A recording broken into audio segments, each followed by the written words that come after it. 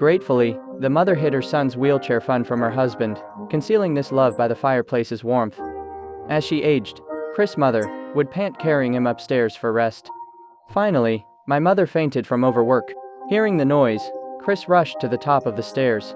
Her right foot got stuck, and she fell silently. Desperately, she kicked the door with her left foot for help. The noise drew the neighbors' attention, saving the mother's life. Neighbors assumed Chris had fallen while going upstairs, accusing him of being a burden. Chris couldn't speak up, enduring the silent prejudice around him. His bravery earned his father's approval, and after a decade, he could finally roll out the door to play happily with friends. As time passed, Chris reached his bar mitzvah.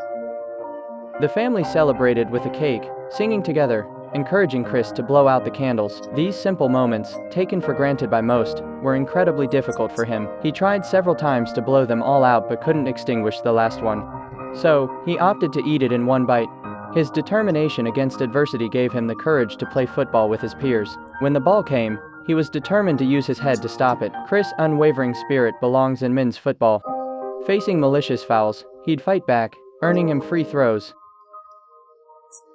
Seeing Chris on the ground, the opponent's goalkeeper laughed, underestimating Chris' golden left foot. The boys cheered, impressed by Chris' incredible left foot. At night, they involve Chris in lighter games, like spin the bottle or a kissing game with the blonde girl. The girl's favorite boy sat across from Chris, but the bottle pointed at him unintentionally. The bad friends jeered and laughed, while the girl angrily approached Chris. She heard the nicest of the love. The boys made fun of Chris, and the girl broke into his heart. Watching below, Chris, longing, stayed up drawing a love confession for the girl. Receiving the painting, the girl smiled, proudly showing it to her friends, saying her love had signed it. Yet, her best friend found hidden details in the painting, slyly showing it to others, pretending she had created it. CB, that's not Tom Brown. As plastic. How can small leaders?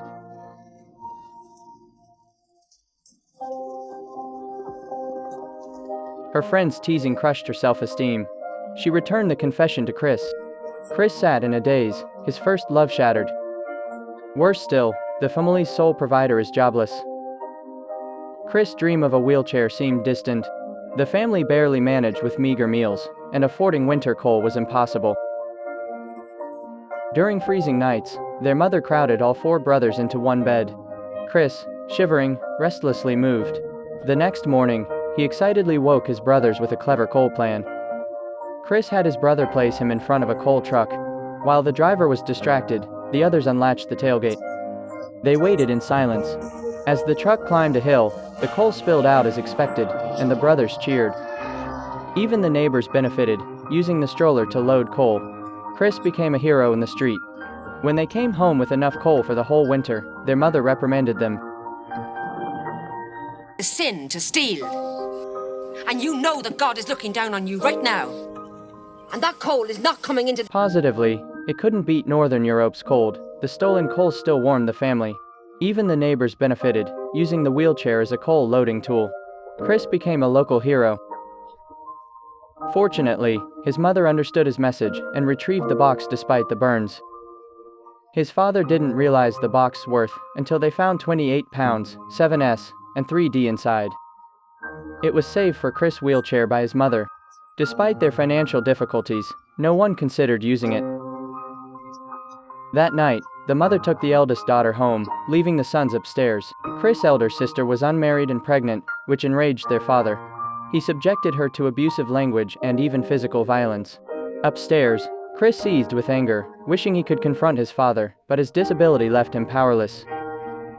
His sister, unwilling to stay, entrusted Chris with their mother's care before departing. 2 years later, their mother saved enough for Chris' wheelchair, and connected with Dr. Alien, a cerebral palsy specialist, who promised comprehensive treatment. Worried about the family's finances, Chris hesitated and declined vaguely. Before his mother could speak, Eileen explained the treatment was free. Eileen, the first to understand Chris after his family, and he agreed to treatment. Upon reaching the hospital, he realized all the patients were children. As a sane adult, he hated being tossed around like a child because it hurt his self-esteem. 2 days before treatment, Chris went home, locking himself in his room all day to paint. 放弃他。 Christy, if you like, we can work here. With speech therapy, I could teach you how to say fuck off. Chris was instantly delighted, opening the door with his foot and his heart. After that, Elaine often visited Chris to assist with massages and lung capacity exercises by blowing bubbles. After days of fruitless training, Chris' confidence waned, and he remained in bed all day. Eileen learned that after not too much blame, but put down a book, is Shakespeare's Hamlet. Alien left. Chris read the book with his feet, pondering survival or destruction. The book eased Chris' anxiety and inspired him while painting. His father found it annoying but listened daily. Only his mother noticed Chris' love for Alien. She worried it might hurt him emotionally more than physically.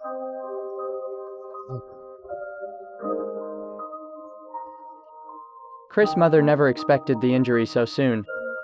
Elaine discovered Chris' painting talent and offered to help him organize an exhibition through a friend. Chris opened up genuinely.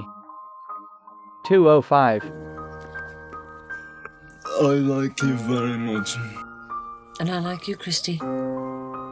Chris realized their feelings weren't mutual, but had something else to express. A month later, Chris' exhibition made him a renowned left-foot painter.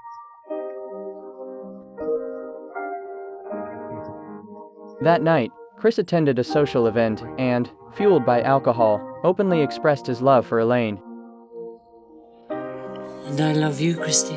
No. He eased the tension with a word. Love you all. I even love you. Eileen eventually realized her mistake and informed Chris that Peter, the one who organized the exhibition, was her fiancé, and they would marry next month. Chris struggled to accept the news but reluctantly sent his best wishes. He drowned his sorrow with drink, unable to quell his inner pain. Chris rambled, drawing strange looks. Elaine felt torn. Chris vented, even hitting the table. Peter tried to remove Chris. Chris resisted by biting the tablecloth. Elaine grew furious.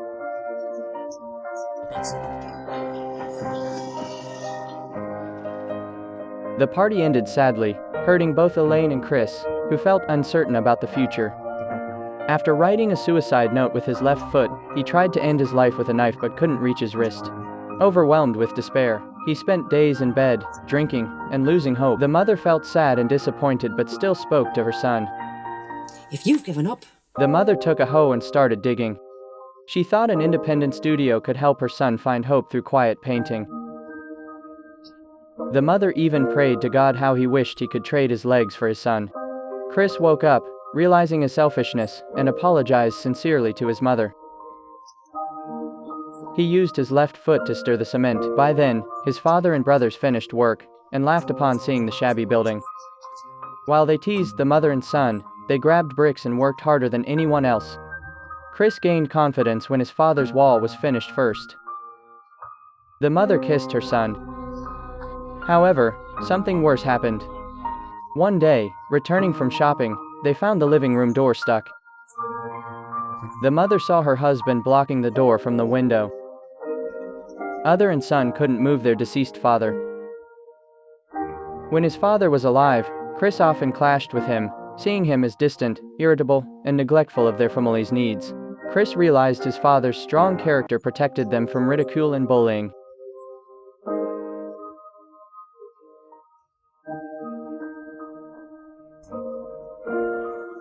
After the funeral, Chris joined his mother at the bar to fulfill his father's drinking tradition.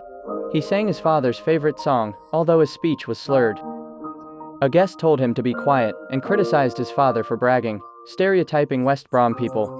The brothers rose, but Chris calmed them and approached the man alone.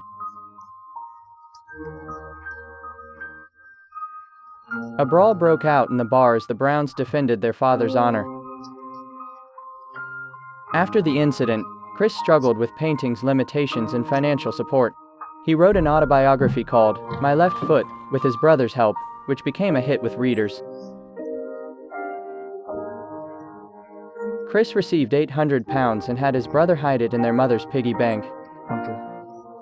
At dinner, Chris jokingly demanded expensive ice cream. Despite financial struggles, their mother indulged the children. But when his mother opened the piggy bank, he was shocked and the children laughed. The mother was happy, and their father's memory made her emotional. "More than a year's income," he remarked. I'm more until the heaven.